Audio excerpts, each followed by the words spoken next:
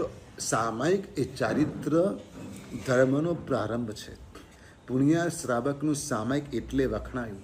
ભગવાને એટલા માટે શ્રણિક રાજાને પુણ્યા શ્રાવકની પાસે મોકલ્યા. ભગવાન મહાવીરે ત્રણ વ્યક્તિની પાસે 3 બાબતનો મહિમા બતાવવા માટે મોકલી. એમાં સમ્યક દર્શનનો મહિમા બતાવવાને માટે અંબળ પરિવ્રાજકને સુલસાની પાસે મોકલ્યા. નવું તાજું સમ્યક્ત્વ પામ્યો હતો અંબળ પરિવ્રાજક. સંન્યાસી હતો, ચારિત્ર લઈ શકે તેમ નહોતો. સંન્યાસી હોવા છતાં પણ ઘરબારવાળો નહોતો. 500 શિષ્યો હતા, કોઈક 700 કે જે હોય તે. પણ ભગવાનનો ઉપદેશ સાંભળવા ગયો, કારણ કે લોકો પાસેથી સાંભળીને એને સારું લાગ્યું કે ઓ આવી સરસ વાતો કરે છે. એટલે ભગવાનની પાસે ગયા, સમોસણમાં ગયા અને સાંભળ્યું. ભગવાને સર્વરીતિનો ઉપદેશ આપ્યો. આ સંન્યાસી હતો એટલે કયો ઉપદેશ અપાય? પણ આ તો બહુ આકરું છે, આપણાથી નહીં થાય. શું વિચાર્યું?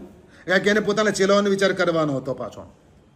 એટલે પ્રભુ કંઈક બીજું, એટલે ભગવાને દેશ રીતે ધર્મનો ઉપદેશ આપ્યો. પણ શ્રદ્ધા સમ્યક્ત્વ પામી ગયો, એ આત્મા સમ્યક્ત્વ પામી ગયો અને 12 વ્રતોનો સ્વીકાર કર્યો. સમ્યક્ત્વ સાથે 12 વ્રતોનો સ્વીકાર કર્યો. તાજું સમ્યક્ત્વ પામેલો હતો એ સમ્યક્ત્વ દ્રઢ થાય, નિર્મળ રહે, એટલા માટે ભગવાને ઈલાજ કર્યો એનો. કેટલો સારો માણસ. ભગવાનને સમોસનમાં પૂછે, પ્રભુ હું રાજગૃહ જાઉં છું, કંઈ કામ છે? ભગવાનને શું કામ હોય? પોટલું મોકલવાનું હોય? કાંઈ નહીં. ચિઠ્ઠી મોકલવાની હોય? કાંઈ નહીં.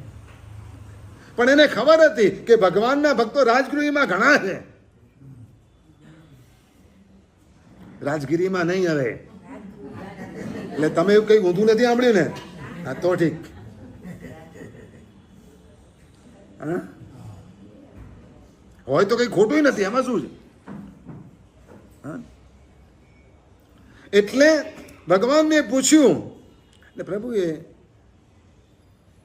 સુલસાને ધર્મ લાભ કહે છે. જા, હવે જ્યાં શ્રણિક રાજા છે, હા, ધનના શાલીભદ્ર છે, અભયકુમાર છે, ચિલના રાણી છે, આવા બધા મોટા ધુરંધરો ભગવાનના ભક્ત છે ને ભગવાનના ધર્મ લાભ કોને કેવડાવ્યો?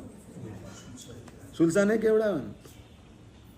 અને જ્યારે ઘટી પૂરી થઈ ગઈ ત્યારે અંબળને મનમાં શું થયું? હા, અંબળને મનમાં શું થયું? કે ના, સમ્યક તો આવું જ હોય, શ્રદ્ધા તો આવી જ હોય.